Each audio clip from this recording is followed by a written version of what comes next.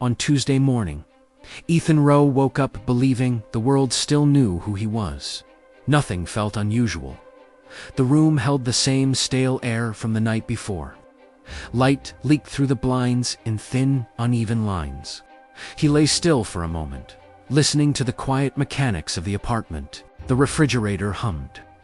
A pipe clicked somewhere in the walls. Normal sounds, reassuring sounds. Ethan reached for his phone. No missed calls, no alerts, no warnings. He swung his legs out of bed and stood, already running through the shape of the day ahead. Work, errands, dinner, routine. In the bathroom mirror, his face looked the way it always had. Tired, unremarkable, present. He showered. He dressed. He moved through the apartment on autopilot. In the kitchen, Claire's mug sat by the sink. His own mug rested beside it, white, ceramic, chipped on the rim. He noticed the chip not because it mattered, but because his mind lingered on small things. When it wasn't fully awake, before leaving, Ethan checked his bank balance. It was a habit he'd kept since his 20s. A quiet reassurance before stepping into the day. The app opened, then stalled. The loading icon spun longer than usual. Not long enough to feel dramatic. Just long enough to feel wrong. Then the message appeared. Account not found. Ethan frowned. He refreshed the screen. Same result. He logged out. Logged back in. Typed his password carefully, as if precision might correct the error. Account not found. Ethan exhaled through his nose, half amused, half annoyed. A glitch. A temporary outage. Something that would correct itself by lunchtime. He checked his email. A message bounced back, undeliverable. That was new.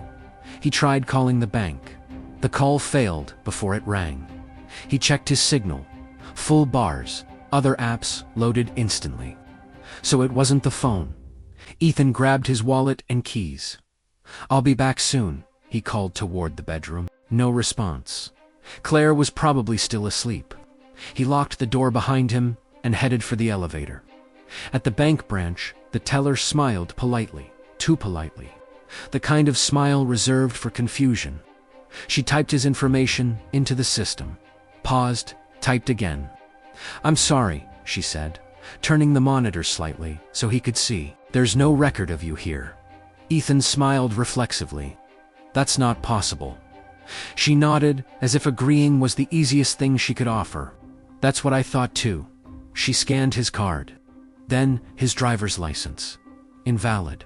She tried again. Invalid. A manager was called. Questions were asked. Screens were checked. Nothing appeared. No account, no history, no trace. Ethan stepped outside, into the street. Cars passed. People passed. No one looked at him, like he was missing. He checked his phone again. His email failed everywhere, at once. His health card returned an error. His driver's license, no longer scanned. By mid-morning, his phone stopped receiving calls.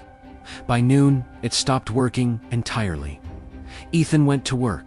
If anything could prove he existed, it would be work. Security gates, payroll, email trails, desks.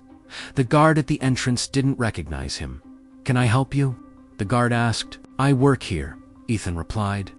The guard checked the system, then checked Ethan, then checked the system again. "There's no employee by that name." Ethan laughed, not because it was funny, but because panic hadn't fully arrived yet. "Call HR," he said. HR had no record of him, no payroll history, no performance reviews, no email archive. His desk was gone, not reassigned, gone. By early afternoon, panic arrived. Ethan returned home. The door was locked. He knocked. Claire opened it halfway. "Yes, it's me," she frowned. "I'm sorry, we live here." She studied his face, not confused, not joking, unfamiliar. "I think you have the wrong apartment." Ethan pointed past her. "That's my coat, that's my mug, the chipped one." She followed his finger, then shook her head. "I don't know you." That night, Ethan slept on a park bench. Because when you don't exist, hotels don't rent to you, and shelters don't register you. By noon, Ethan Rowe officially did not exist.